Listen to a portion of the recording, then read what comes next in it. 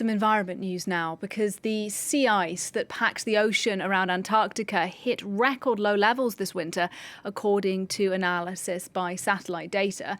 Researchers are warning that could have dire consequences in the years to come for animals like penguins who breed and rear their young on the sea ice.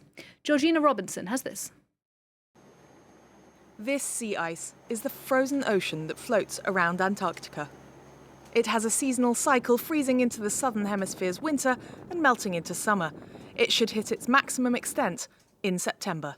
We're still missing an area of sea ice, about 1.5 million square kilometres, okay? So, this event isn't over. Sea ice is still really low. You can look at every other year overlain and you can see 2023 just standing off the charts.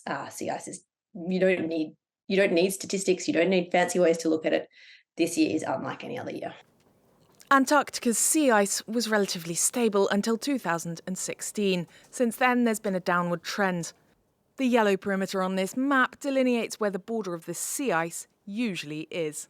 Scientists are untangling the reasons, but the missing ice is clear in the data.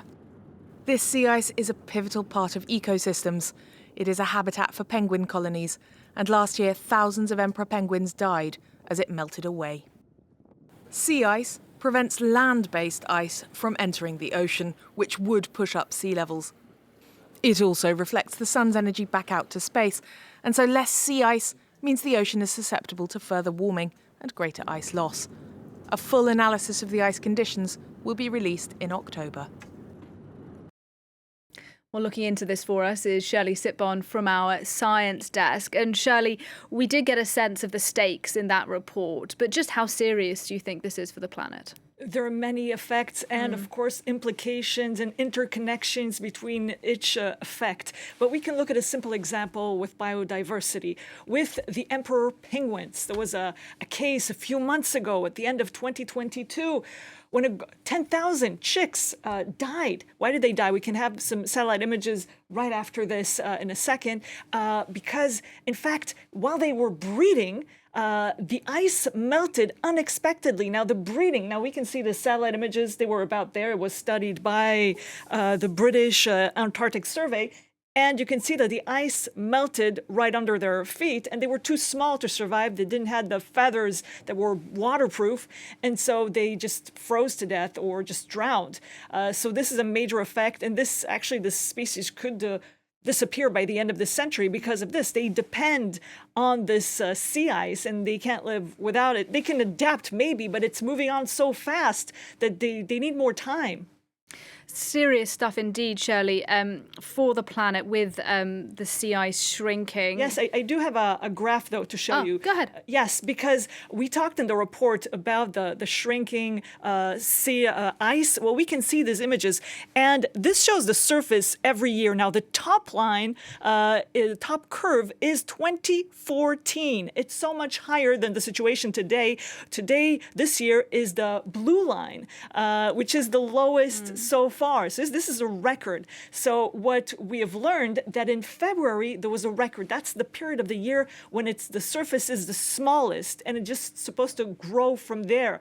It was a record low in February, and we can see some images from NASA actually showing this as it developed. Well, it developed in a very slow pace, and that's why now this is a new record, because this is the time of the year when it was supposed to spread to its maximum surface, and it's still record low. So this is also a concern, because also scientists say that it's not just the fact that some species will be affected by this, but also when the ice is no longer there, well, maybe the coastline will face all these waves and be attacked, and maybe the sea cap on the land could also be destabilized. So these are serious issues sort of in the months and years ahead. But before you go, Shirley, I know you want to tell us about something that's millions of years in the future, 250 million years to be precise. And this is a new study that claims to show us what the planet will look like millions of years ahead. What's it going to look like?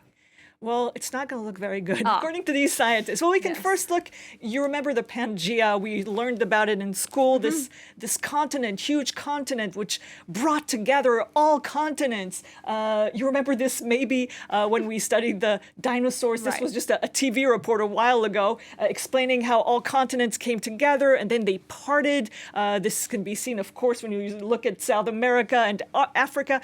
But this is not just a story of a puzzle, which seems extremely nice. The new story that was brought by Nature, and we can see a report from that. Well, it may seem like something very, positive for the very far away future. Nobody knows if mankind will be around anymore. Hopefully some mammals will be around.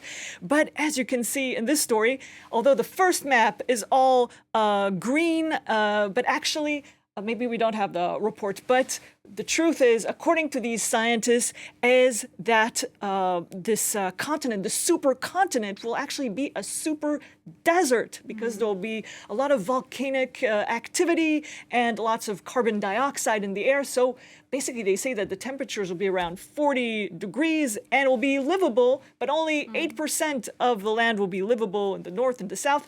But scientists want to be hopeful.